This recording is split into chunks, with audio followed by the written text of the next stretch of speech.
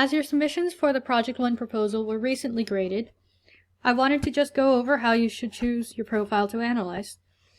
Who is included as a public figure, and what makes their account a good fit for this assignment? Let's start with some definitions. A public figure is a person who is well known in your community. They are active in public affairs or play a key role in the community. As far as choosing public figures goes, most of you chose people who fit that description. However, because this assignment asks for an analysis of their social media accounts, we must consider this aspect as well.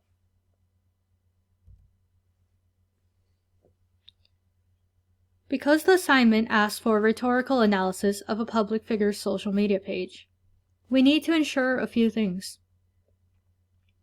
Their page should be personal, reflective of their role in the community, and public. What does this mean? Their page should show aspects of their personal life, such as their family or hobbies that they engage in, as well as showing what they do in the community. For example, if the figure chosen is a high school principal, I would expect to see some posts regarding school events, or things related to education.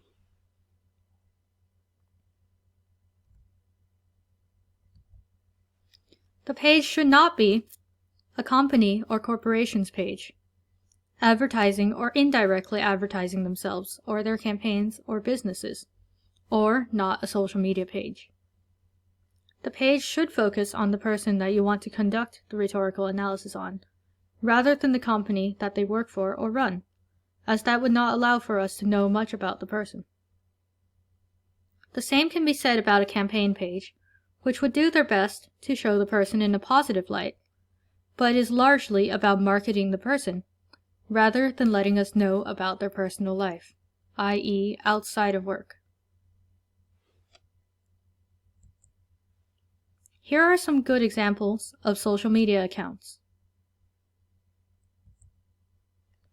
First, let's look at the account of Lloyd Hopkins. According to his bio, he is an entrepreneur, executive director / founder of MDT Project. As you can see, this is his personal account, separate from his business account while still being linked. It is clear that there is some promotion being done, but it is mixed with a good amount of personal posts. Now, here is the Instagram page of Arizona Governor Doug Ducey.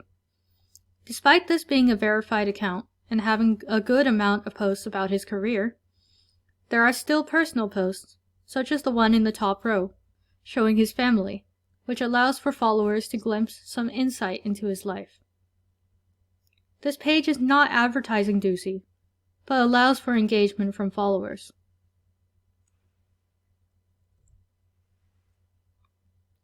We can also look at the pages of local artists, such as this one belonging to Marin Alaka. This page clearly shows her role in the community, while also having some posts about the artist herself integrated within the feed.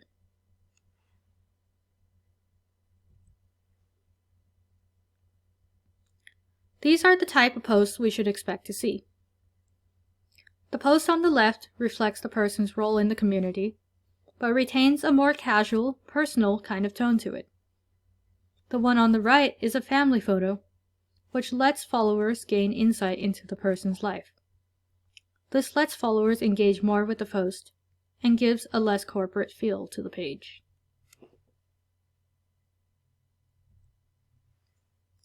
Again, we see in these posts that there is more of a casual tone taken, with the use of emojis as well as another family photo, which allows for followers to engage more with the public figures. Now, here are some examples of social media accounts that don't quite fit the requirements asked for in the assignment.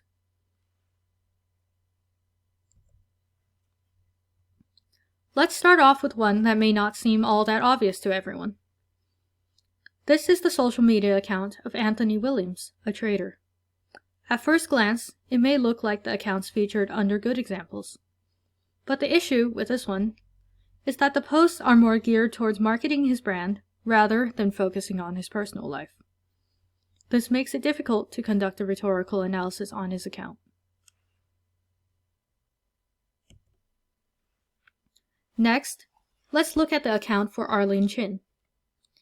As can be seen, all of her posts seem geared towards her campaign and marketing herself. The abundance of green shirts in every post reflect her campaign, and there are few, if any, personal posts. Again, this is not an ideal profile for a rhetorical analysis.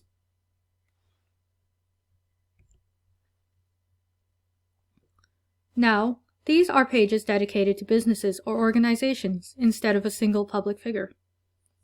This is not ideal because these do not reflect the personal choices or lifestyles of the public figure chosen. These clearly are focused on what the business does, as well as advertising their services, as opposed to the earlier examples which showed aspects of the person's personal life. Because these pages focus on the organization as a whole rather than a singular figure, it can be difficult to identify the way the person presents themselves on social media, even if that person is the one running the page.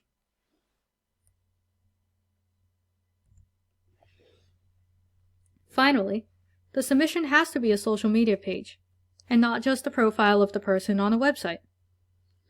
This website does not give any information about the public figure at all, and neither does it reflect the person's presence online, making it less than ideal for this assignment.